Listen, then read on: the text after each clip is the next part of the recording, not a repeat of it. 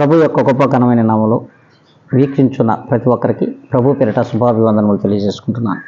ఈ దినం దేవుడు మనకిచ్చిన నూతనమైన వాగ్దానం, అది యెహెజ్కేలు గ్రంథము 20వ అధ్యాయము 41వ వచనం. పరిమళ ధూపముగా మిమ్మను అంగీకరించదు. దేవుడు స్పష్టంగా ఈ దినం మనతో మాట్లాడుతున్నారు. మనం విశ్వాసులం, దేవుని యొక్క వారసులం, క్రీస్తుకు మన వారసులుగా జీవించుతున్నాం.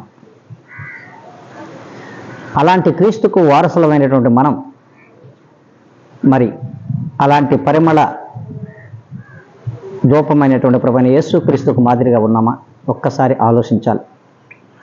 ఏ దినమైతే నీవు క్రీస్తులోనికి వచ్చావో, ఆ క్రీస్తుని ఏ దినమైతే నువ్వు ధరించుకున్నావో ఆ దినం నుండి క్రీస్తు యొక్క పరిమళముగా నువ్వు మారాలి.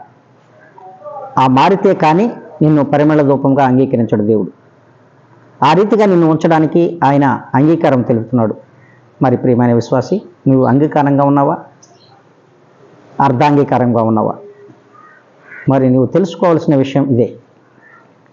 మరి ప్రభు యొక్క పరిమళ ధూపముగా నువ్వు మరి ఆవిష్కరించబడాలి అంటే ఖచ్చితంగా ఆయనకు మాదిరిగా ఉండాలి.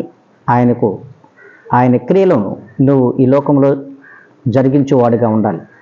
మరి ఆ రీతిగా ఈ దినం నుండైనా మనం ఉందాము అనుకున్నట్లయితే ప్రభు యొక్క ప్రార్థనల్లో ఏకీభవించి అందరూ కూడా తలలు వంచి కళ్ళు మూసుకొని ప్రభువును ప్రార్థించాలని వేడుకుంటూ ఉన్నాను.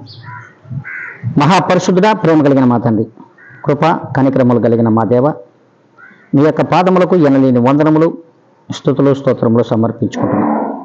ప్రభా, మీరిచ్చిన ఈ గొప్ప వాగ్దానాన్ని మా అందరి జీవితంలో ఫలింపచేయమని ప్రభువైన యేసుక్రీస్తు యొక్క గొప్ప ఘనమైన నామములో వీక్షించున్న ప్రతి ఒక్కరిని మీ చేతులకు అప్పగించుకుంటున్నా.